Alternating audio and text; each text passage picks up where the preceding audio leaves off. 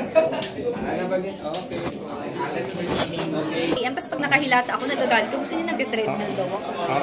Hindi ka na nasasakal? Noon talaga. Pero ngayon, iniintindi ko na lang siya. Tsaka in-enjoy ko na yung mga ganun niya kasi ilang last months na lang. Parang mawawala na sa mundo. Akala ko ayaw mo. Akala ko ayaw mo yun. Hindi, syempre dati naiiyak talaga ako, naiinis ako, sinusumo ko sa mami. Pero ngayon, ini-enjoy ko na. Hindi, yung kala ko ayaw mong mawala siya, sa figuratively sa'yo. Oo, ayaw ko pong mawala yung closeness namin. Pero syempre minsan, alam mo pagka kumari, sobrang OA niyang magalit sa akin, pagalitan niya ako. Parang minsan, hindi na lang talaga magpapakasal. Pero nawawala agad. Correct. At least honest ako. So at least, so parang sige na nga, fine. Pero later on, realize, mamimiss ko na naman. Itanong si Rayma. Alex, tatanong na. You're out of the shadow of your sister na lagi Sa mga ng bagay.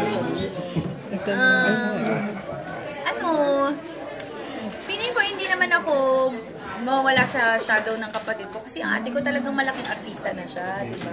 Ang laki niya, nakita niyo yung... Charot! Hindi, malaking artista na yung ate ko and parang pag isa na, may tag na nga siya, Ultimate Multimedia Star, so hindi na mawawala yun. Kahit I think dumating ng maraming artista, isa na siya sa mga natag na mga ganon, just like Superstar, di ba po, yung ganyan. Parang hindi naman mawawala na talaga si Miss Nora Honor. So feeling ko, ganon na yung kapatid ko sa generation namin. So hindi ko naman siya, so okay lang sa akin. Alex, you work with Sarah sa The Boys. Now you're working with Mateo. May ang popstar na parang nagte-threaten sila na behave daw at huwag sanang agawin si Matt kay Sarah. Alam niyo, wala naman nagaganon sa akin.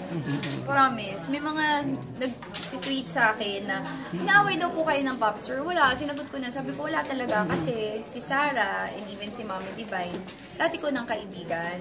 Ganon din si Mateo. And until now, kaibigan pa rin kami. So, wala kaming magiging misunderstanding, walang ganun.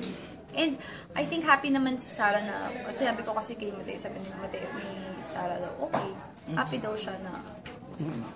Kasi nga friends, yung Kian factor, may chance ba ng something like Wala. Love for the second Kaya kung camera. magsalita lang tapos, pero ay, pero open ba? Oh, kasi parang after ko ano ng libro, parang ayoko nang muling magkamali. So siya yung pagkakamali sa libro? Hindi po siya kasama sa libro ha. To be honest, wala siya. All non-showbiz yun. And siguro parang may isang paragraph lang siya doon. Hindi promise, sinabi ko na parang nakiligan ko, parang naging source of kilig ko. Pero yun lang. So, hindi po siya naging major heartbreak naman for me. So, pero alam ko naman, and we both know na hindi naman talaga rin kami pwede sa isa't isa. So, syempre hindi mo na yung pipilitin kasi nga nakakaya sa mga readers. Nakakaya sa mga readers. So, Alex, if you fall in love, non-showbiz ba ang gusto mo na ngayon? Or Hopefully po talaga ng showbiz. Pero, syempre, wala pa rin. Alex, halos pinasok mo na lahat na recording, tapos concert, tapos libro.